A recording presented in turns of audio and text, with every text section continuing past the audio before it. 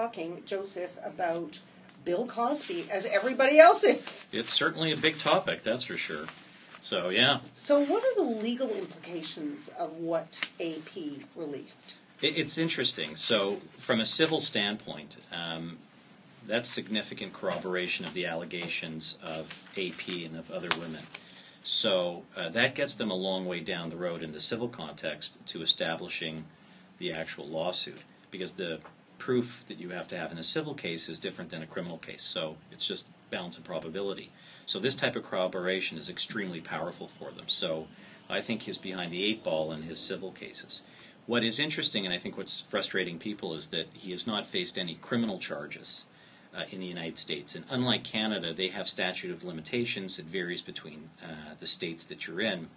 But there are limitation periods. So if the allegation is made 40 years later, then it's statute barred from being prosecuted. And in one case, I think at the time an allegation came out, which might have been about 10 years ago, the then district attorney looked at it and decided not to proceed based upon lack of evidence and other things. So it may very well be that he is not going to face any criminal charges in the United States. And to contrast that, so our listeners understand, in Canada there's absolutely no statute of limitations. We have lots of historical sexual assault cases come forward 20 years, 30 years, sometimes even 40 years later, and they are prosecuted. Exactly. We're looking at some of the cases where young boys, hockey players, etc., and it's decades later that charges are filed. Yeah. Now, Kate and I were listening this morning to Whoopi Goldberg go on about the fact that he hasn't been charged, and therefore innocent until proven guilty. And if this was your son, you would be still defending.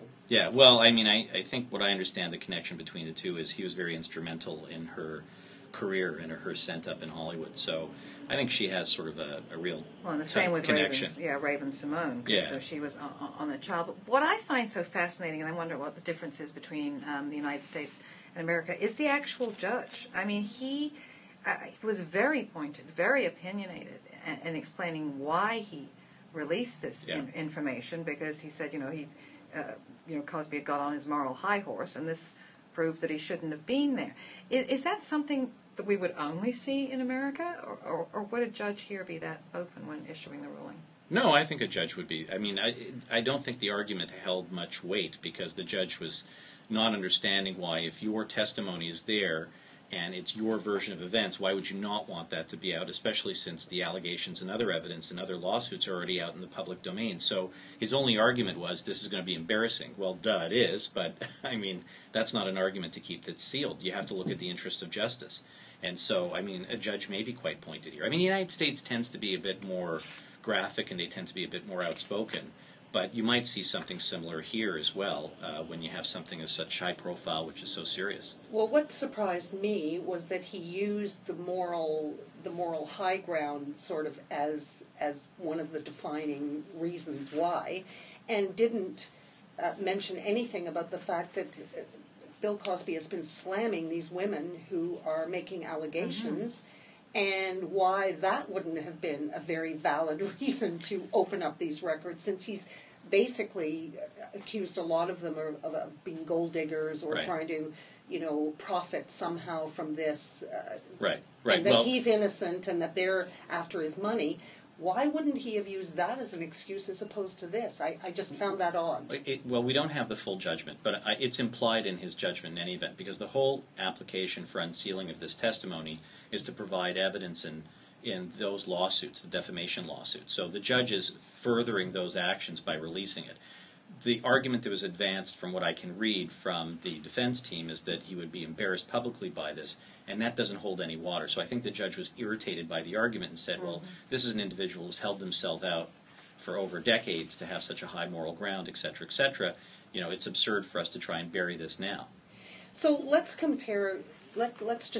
How long do you think it will take then for these civil suits in the U.S.? Because we're looking here in Canada, the Jean Ghomeshi situation's taken. I mean, it's taking a long time. It keeps getting postponed. Well, let's divide that up. Okay. So for the United States, for the civil lawsuits, it still can take many years to go through the system to go to trial. I suspect there will be discussions for settlement, Whether they'll settle or not, I don't know, but I suspect that will happen. But because of the allegations and the breadth of the evidence, you could be looking at another year or two before something really comes down to a trial. Yeah, because there still has to be depositions, as they call it in the United States, and so it'll take time. But that doesn't really matter. I mean, the idea is it's out there in the public. The interests are being advanced. So, the longer it takes for him as well, the more damage he has. I mean, I was listening to a PR expert talk about it. I mean, his public persona is toast. So, this is not somebody you're going to be able to rehabilitate. So the longer it's out there anyways, it's not in his best interest. But to the second part of your question about the Jian Ghomeshi case, that is a criminal case. And I face this a lot of times where people ask, why does it take so long? It's not taking that long. We have a number of complainants with a lot of evidence. Each complainant will have given statements. There may be other witness statements. There's similar act evidence, meaning that the other complainant's evidence is related to each other, so that can be used by the Crown. So this will take time to work through the process. They're setting a preliminary inquiry date if they haven't already set it. There was a couple of charges withdrawn recently because the Crown always has an obligation to review their evidence to determine whether there's reasonable prospect of conviction. So we're probably looking at, from the time the charges were filed to a preliminary inquiry, about a year to a year and a half. It does seem long, but it's not that long because there's a lot of things to do in the process to move it along. And it's in everybody's interest that it is prosecuted properly and that it is defended properly, because what is of the utmost importance is that everybody gets a fair trial. That's important for the complainants, and that's important for the accused. We must maintain the integrity of the system. And this is The Legal Beat with Joseph Neuberger from Neuberger Law here on What She Said, SiriusXM 167. And we think this may, in fact, be the first legal Periscope ever. So, I'm tickling. You're tickling. Anticipation is growing. So what, as a defense lawyer, when you see that the Crown is dropping 2 of the sexual assault charges against Jian Ghomeshi, what's your first thoughts? Nothing. The Crown is doing their job properly. A judicious Crown will exercise their judgment in what we call a judicious way. So they're going to review the case, and they're going to make decisions about whether these allegations are sufficient to prosecute. There may be no reasonable prospect of conviction, and that may be based on a number of factors. It could be based on the fact that some evidence is weak. There may be contradictory evidence. There may be certain factors related to the complainant. It doesn't mean that the complainant's not believable or that the allegations are untrue, but it may be these are not allegations we should be going forward with. And then it allows the Crown to focus on the other allegations where they feel that they have a substantial case to prosecute.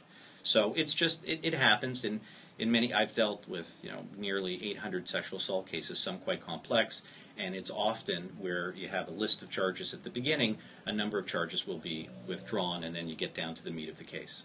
Speaking of getting down to the meat of the case, I want to talk about Sexsomnia, the Sexsomnia defense. This is a Brockville area man who's going to face a new trial for sexual assault after Ontario's top court found it is worth considering whether the man committed the act while he was asleep. First thoughts, Joseph? Well, there's nothing really new about this. I know the titling of it is troublesome to people to understand, but there's really nothing new about this. And first of all, the Court of Appeal decision, and Justice Doherty is a tough judge to get a new trial in front of. It simply says that this is something that needs to be assessed by a trial judge in a trial. So it doesn't mean that this is a valid defense at this time. But this is not a new defense. It's been used in murder cases, hasn't it? Yes, but it's a psychiatric defense, and it's based upon automatism. So this has been in our law for a long, long time, and there are some psychiatric conditions where a person is basically operating without the mental intent. They're like an automaton, and because in this case, and one several years ago, it was used to defend a sexual assault allegation. It's got the Sexsomnia defense, and it became, pardon me for saying this, sexy in the media, because this is crazy. How can you imagine this? But it happens, and unfortunately, these psychiatric conditions exist. And just like somebody could be murdered or stabbed or assaulted, a sexual assault is equally as plausible. But it's exceptionally rare. These are rare cases. And I think we know from the Court of Appeal there's one prior, and it's an extremely exceptional set of facts. And we'll see what happens when it eventually goes to trial. But there is some evidence, when you look at what the Court of Appeal decision is, there's some evidence from the complainant's own testimony that corroborates or gives some legitimacy to the actual defense position. So they're in fact sleepwalking in a sense? They're in a state of... Yeah, I don't know if you've ever witnessed it, but I actually have. So, not a sexual assault, but, somebody who's actually sleepwalking goes to the fridge, opens it, takes out milk, pours cereal, and eats something and goes back to bed. And they have no recollection whatsoever what they were doing. And if you try and interact with them or speak with them, they're not engaged with you. It's really quite amazing. So it does exist. A parasomnic state. Yeah. That's what it's called. Yeah. I know, but in one case it was a murder where somebody actually had to get in their car and go somewhere. Yeah. And a bit more complex than just going down to the fridge. Well, sexual assault in and of itself is also a bit complex as well. Yes, no kidding. But, people can be in these psychiatric states for minutes or hours and commit acts or do various things, even if not criminal, without knowledge of what they're doing. And that's the whole thing in criminal law. We can only punish individuals who are morally culpable. In other words, if they had the intent, the actual mindset to do it. If they didn't, they were acting like an automaton, then they are absolved of that. And in this case, they would be found not criminally responsible, which is not strictly an acquittal. They're not guilty, but then they go off to the psychiatric system, and their risk, etc., will be examined. It's a tricky. It's interesting. It's interesting. I can imagine it would be a tricky defense because it relies on psychological opinion It of does. somebody that wasn't there. Which can vary. It does. If you've ever been at a trial. It will vary because it's choose your expert, and Yes. The expert in this case is exceptionally well known. He does a lot of work for the defense, also does for the Crown. Very respected forensic psychiatrist. The Crown will retain their own expert, and the experts will duel it out. What I think is a little bit more difficult in this case, and there's some benefit from the transcripts of the trial, so there's some corroboratory evidence from those transcripts. But it's much better having your own client assessed at the time or close to the actual offense and arrest than several years later, because anecdotally they're able to tell you stuff now, but it's not quite the same as having it 2 years prior when the offense allegedly occurred. And I think it might be tough it might be tough as a lawyer defending that person to face a jury, because I think for the most part they would have the reaction we would have, which is a little bit incredulous. Really? This is really possible? You can deal with juries this way, and frankly, I find juries are very, very good in trying to go. I have a saying sometimes. Once when a lawyer made a submission that I thought was absurd, I said only a lawyer could make that submission while keeping a straight face, right? but the reality is, if the evidence is there, and our job is to advance this, you're able to communicate this to a jury, and you have to have a way of talking to a jury, and good trial lawyers who do a lot of jury work, you have a way of talking to them and trying to get them to understand. In my experience with the jury trials I've done, and most of the sexual assault cases I've done where they've gone by indictment, I've always gone, so that's the more serious path, I've gone before juries. I find them keenly interested, and they are really able to distill the facts and get down to what's important, because they're not like lawyers or judges. Our heads are so finely ground down to a particular point. Juries use common sense, and if they think it's baloney, then they'll throw. They won't put any water in it. And you just heard to a lawyer referring to other lawyers as pointy heads. I do look kind of pointy head, especially with the headset on. Well, we are going to be keeping an eye on this Sexsomnia case now that the Sexsomnia has entered our lexicon, and it is a whole lot sexier than the parasomnic state. I do admit that, but it's good labeling. It is good labeling, good branding. Good branding. Good branding. There you go. And that is today's legal beat and our first legal scope, brought to you by Neuberger Partners LLP, one of Canada's leading criminal defense law firms, expertly defending clients since 1992. Visit them online at nrlawyers.com. If I need a lawyer, that's where I'm going. No, Absolutely. Thank you so much, and I'll give you a discount. Yay. Click the channel subscribe button for full-length interviews and more from What She Said here on YouTube.